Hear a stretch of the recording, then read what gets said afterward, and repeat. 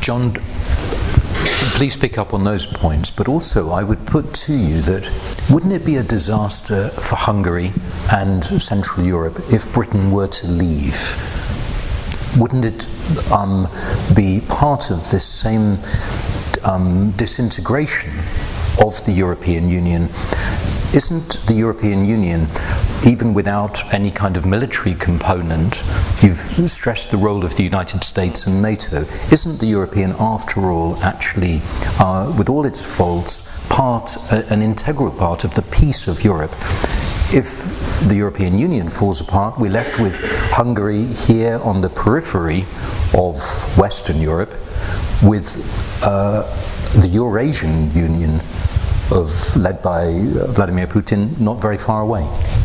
And I don't have much faith in the unity of the Eurasian Union. I wouldn't. I mean, if you're somewhere like Kazakhstan, the serious possibility of Putin being able to get you to help an invasion is non-existent, really.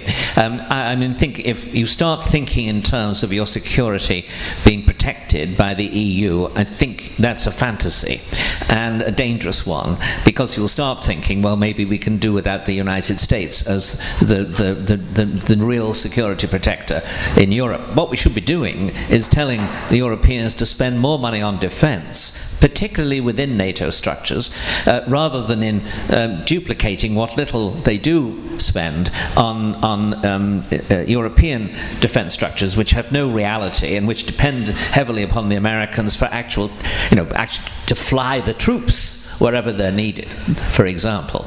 So that's the first point. It's a fantasy to think that the EU is such a body. Now, insofar as the EU is a contributor to the peace and stability of Europe, I think this is, and in certain ways it is very important. For example, I think the EU and NATO were both crucial to persuading the countries, the new market democracies of Central and Eastern Europe, to reform in the period after 1989. I think in a lot of cases those reforms would have happened, but it made it far easier for politicians to explain it to their constituents, and it gave, so to speak, a haven of security to look forward to.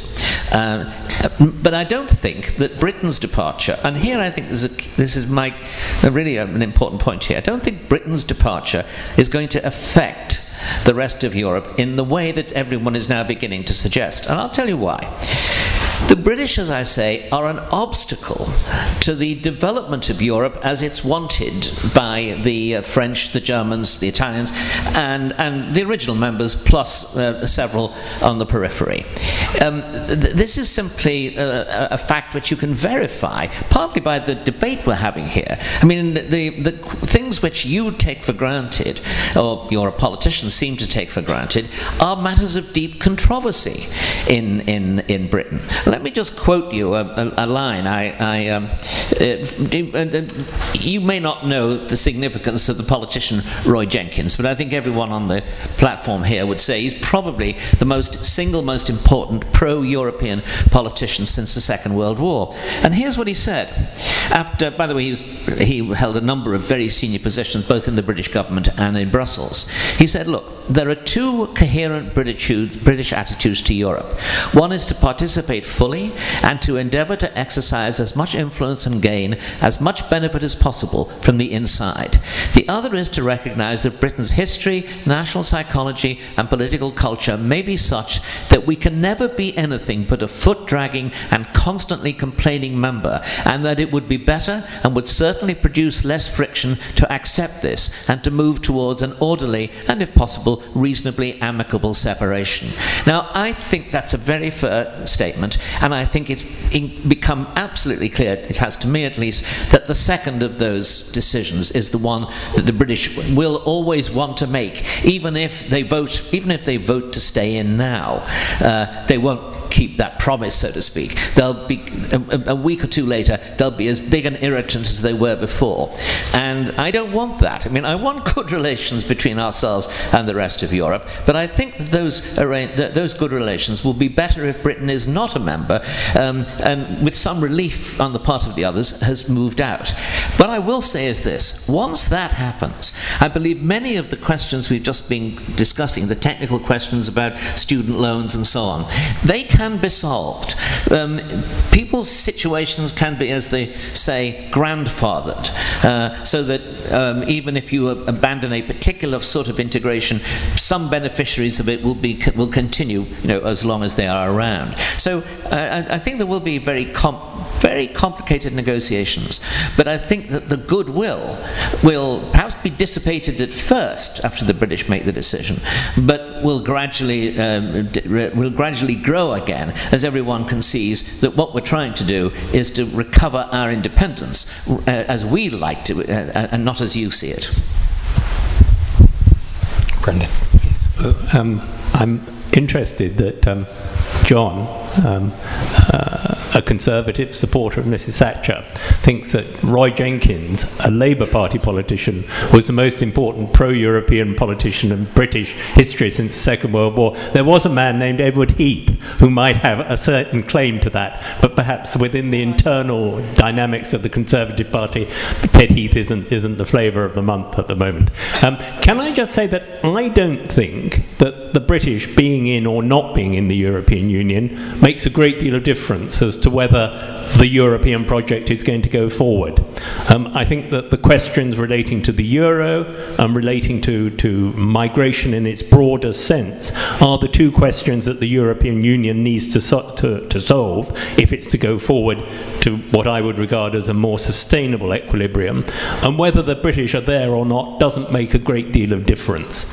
The British could, in my view, improve the situation by being fully part of the European Union, but their leaving, in my view, is not going to make a great deal of difference. I think the British overestimate their influence within the European Union. The incapacity of the Eurozone to solve its problems was purely internally generated. It wasn't anything to do with Britain. The final point I'd like to make is to take up something that John said about even if there is a yes vote, then the British, he said, would change their mind. I think that points towards another point that I want to make, which is whatever the outcome of the referendum, it won't settle anything. Because if there's a vote to leave, by the time we get round to the completion of the negotiations, the knowledge that Scotland may well be leaving the United Kingdom, the difficulties in Ireland, may well make people in 2 or 3 years' time want to revisit the question of leaving. And if there is a vote to stay, then people like John, perfectly legitimately, will say, well, it wasn't properly explained. There were all these concessions that Mr. Cameron said that he got, and they turned out not to be true. It's not going to solve anything. Mrs. Thatcher once said that referendums were the instruments of tyrants. Well, I don't know whether she might have changed her mind later on. Once when I was canvassing in my constituency, I knocked on the door and asked whether a lady was going to vote for me. Oh no, I don't know, she said, because my husband always used to decide how we'd vote, and he died recently. Oh, I asked, what did he think about Europe? Well, when he was alive, he was in favour of Europe, but I think he might have changed his mind since he died. If you're going to have that sort of question about what Mrs. Thatcher might have said about the European Union now, we've had a debate on that in the British press. We've had a debate on extraordinary. What Mrs. Thatcher might have done had she still been alive. You've really got beyond a pragmatic, empirical debate, in my view, to something rather different. Malcolm, and then I think we'll come take some more questions after Malcolm here. I think I'm really glad that, John, you quoted Roy Jenkins, because I'd be absolutely in the first camp, which is to participate fully. And I do take the view either get in or get out, and this is Britain's moment. But participate fully because of that view that ultimately it is a coherent, reasonably affluent, democratic, and I would hope a reasonably liberal Europe that I would like to see resulting from that. At the moment, Europe is still split between an affluent north and a somewhat less affluent south, which is often highly indebted. It's split between a Eurosceptic fringe and a centre which is more Europhile, and it's also split between something that is more in a Western liberal tradition in the West and something which is more various, sometimes more autocratic in the East. But whether you're right, Brendan, and whether Britain's leaving is or isn't a big deal depends a little bit on what Britain then does. And we haven't really touched tonight on, well, what does Britain do? How do you dismantle 43 years of conformity to a series of laws, 43 years of having so much of your society being oriented, sometimes by force, towards European Union dictates? Would Britain try to do a Norway? Not in the European Union, affluent, up there on the edge of Europe, but actually taking part in many aspects of the common market and having to pay for that. Would it be like Switzerland, where, talk about referendums, the Swiss in the early 1990s voted not to be a member of the European Economic Area, and so they have tried to get at least a common market in goods by 110 bilateral agreements. That sounds really nice and simple. Would it go like a Turkey and have more of a customs union?